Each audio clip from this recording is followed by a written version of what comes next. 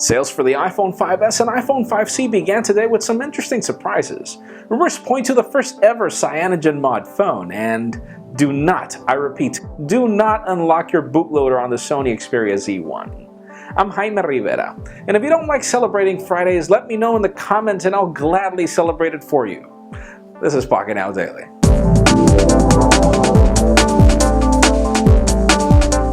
Let's start today off with the official news, as Apple has now launched their iPhone 5S and iPhone 5C to the public, either shipments or in the store. You can get your phone today. But interesting, I mean, we've got a lot of great things to talk about this phone. We've got unboxings, video comparisons, tutorials, just about everything you can think of today and in the days to come. But, you know, people were complaining about the fact that for every 10 iPhone 5Ss that were sold, only one iPhone 5C was sold in stores. Apparently, the golden iPhone is already out of stock, and the iPhone 5C doesn't seem to have the same amount of popularity. So, did you get an iPhone today? Which iPhone did you get? Why would you or why would you not get an iPhone 5C? It's just interesting to see that the budget model is not getting accepted.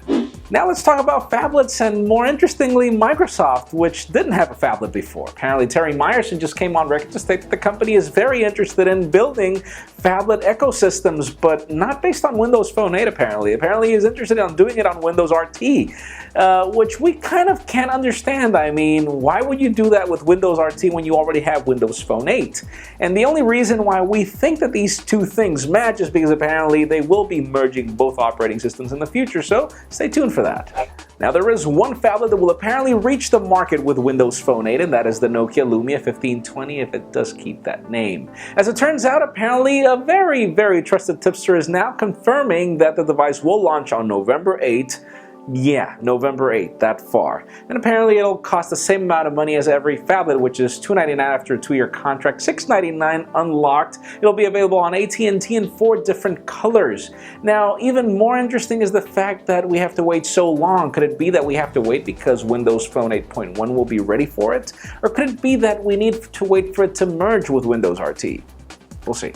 Now, going through some interesting and kind of negative news, if you're interested in buying the Sony Xperia Z1 for, unlocking the bootloader and doing just about everything you'd want to do with your own phone, as it turns out, Sony is warning you that this will cripple the camera. Yes, if you unlock the bootloader of the phone, the camera will be crippled. According to the company, apparently there will be versions of the phone that will allow you to do this, but not the current ones in the market. So, just buyers beware.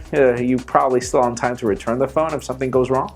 And finally, for the hot news of the day, you heard about CyanogenMod Inc., that new incorporated company that was just built out of a service, and how much we dreamed about the fact that we've loved to see a phone out of the box with CyanogenMod, as the company's working on smarter and easier ports for Android. But as it turns out, it seems that our dreams are coming through, as well. Steve Kondik just came on a YouTube teaser, and he's saying that Oppo N1 that will be launched on Monday has everything to do with his excitement. So could it be that this will be the first ever CyanogenMod phone? Well, that leads me to the question of the day.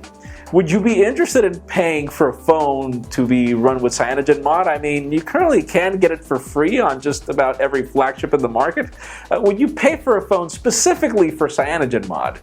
In my particular case, honestly, since I can buy pretty much any phone and just unlock it and root it and load CyanogenMod, I don't think I'd like to pay for it. But anyways, if that phone brings something compelling, unique, that's completely different to any other phone that's not just CyanogenMod, then yeah, sure, why not? Leave us a comment down below. What do you think? Friends, as always, for an earlier scoop of everything that's happening in the smartphone and tablet world, make sure you follow us on Pocketnow.com and subscribe to our YouTube channel as well. You can also follow me on Twitter, Jaime_Rivera.